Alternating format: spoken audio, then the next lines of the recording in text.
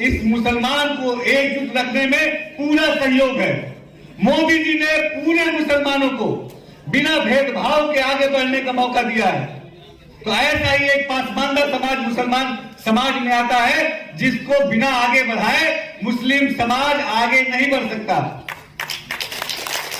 पूरे मुस्लिम समाज एक रूप से आगे बढ़े, इसके लिए जरूरत है कि मुस्लिम समाज के हर तबके के तरक्की और उत्थान के लिए काम करना है। मुस्लिम समाज के हर तबके के उन्नति के लिए काम करना है। मुस्लिम समाज के हर तबके के शिक्षा और सुरक्षा के लिए काम करना है। तो मुस्लिम समाज का वो तबका जो पासमानदा समाज है, जो अदर बैकवर्ड कास्ट, जो बैकवर्ड कास्ट कहलाता है, उसके उत्थान के बिना पूरे मुस्लिम समाज का उत्थान मुमकिन नहीं है। दोस्तों, बात तनिक भी भ्रमित होने की जरूरत नहीं है कि जो बाकियां ये कह रही हैं कि मुसलमानों को बांटने का काम है, ये काम मुसलमानों को मजबूत और एकजुट करने का काम है। परिवार में दो भाई हैं, दोनों भाई को समान अवसर मिलना चाहिए, और जब दोनों भाई समान अवसर पाएंगे तभी उस परिवार का नाम आगे बढ़ेगा। इसी तरीके से मुस्लिम समाज में जो तमाम वर्ग हैं, जब उनको समान रूप से अवसर मिलेगा आगे बढ़ने का, तभी पूरा मुस्लिम समाज तरक्की की तरफ आगे बढ़ेगा। इसमें कहीं भी कोई गलत मंशा नहीं है, कोई गलत विचार नहीं है। विचार है तो केवल एक है कि मुस्लिम समाज एकजुट होकर तरक्की की तरफ बढ़े और मुस्लिम समाज का एक एक बच्चा, उसको शिक्षा मिले, उसको सुरक्षा मिले, उसको रोजगार मिले, उसको व्यापार के अवसर मिले। ये हमारी मोदी जी की सोच है, और आप सबके प्रयास से, आप सबके सहयोग से, आप सबके आशीर्वाद से हम मोदी जी की सोच को ग्राउंड लेवल तक ले जाएंगे।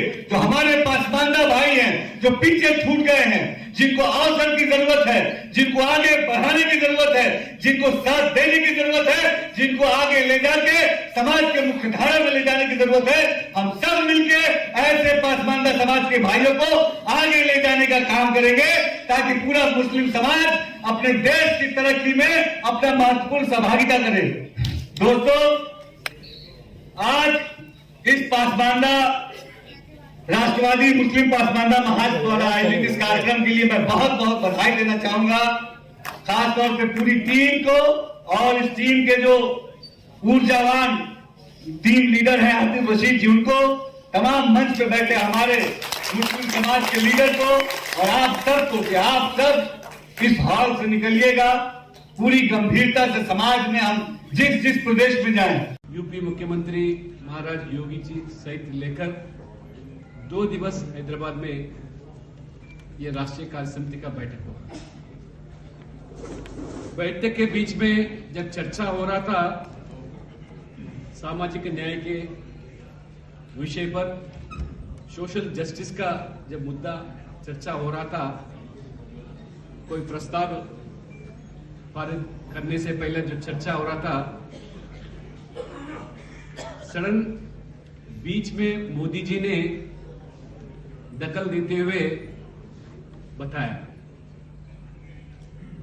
ये सामाजिक न्याय सभी जातियों में जो पिछड़ा वर्ग समाज है उनके हित के लिए सोचना जरूरी है। क्यों मोदी जी हो, भारतीय जनता पार्टी हो, जो अंत्योदय सिद्धांत को लेकर हम काम करते हुए आए, अंत्योदय माने अंतिम व्यक्ति जो वंचित है, जो पीड़ित है, शोषित है, दलित हो, पसमानदा हो या किसान हो, महिला हो, जो भी दशकों से जो वंचित हुए समाज है, उनके लिए काम करना हमारा ये मकसद है। तो मोदी जी बीच में दशकों से जो वंचित हुए समाज है, उनके लिए काम करना हमारा ये मकसद है। तो मोदी जी बीच में उत्तर प्रदेश का और खासतौर से दनिश आजाद अंसारी का वो जिक्र किया। वो बताए दनिश जो आजादी अंसारी है, हम उत्तर प्रदेश में उनको मंत्री बनाए। देश भर में एक अच्छा संकेत गया क्योंकि एक पसमानदा मुसलमान को उत्तर प्रदेश बड़ी राज्य हुए देश के अंदर उस सरकार में मंत्री बनाया तो लोगों में एक विश्वास फायदा हुआ कि ये बीजेपी अकेली पसमानदा के बारे में सोचने वाली दल है। हकीकत में अगर धनेश को चुनाव में अगर टिकट दिया तो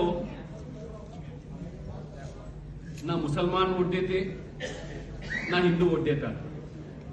मोदी जी यही सोचा, एक पसमानदा मुसलमान को इंसाफ करना है कि पूरा देश भर में एक अच्छा संकेत जाना, इसलिए बगैर चुनाव लड़ते हुए आज हमारे धनेश को मंत्री बनाए। बाद में तो एमएलसी जरूर देना ही पड़ेगा। तभी मोदी जी ने बोला। आदरणीय श्री आदेश गुप्ता जी भाजपा के अध्यक्ष हैं। उत्तर प्रदेश सरकार में राज्य मंत्री श्री दानिश आजाद सहित लंबे समय तक संगठन में काम करते करते आज सरकार में हम सब काम कर रहे हैं। ऐसे अल्पसंख्यक आयोग उत्तर प्रदेश के अध्यक्ष अशफाक सैफी साहब, पूर्व उपाध्यक्ष में महामंत्री था उत्तर प्रदेश में, तो उसमें उपाध्यक्ष मुफ्ती साहब जो इस समय निदेशक हैं उत्तर प्रदेश वक्फ विकास निगम के, दिल्ली प्रदेश के अल्पसंख्यक मोर्चा के अध्यक्ष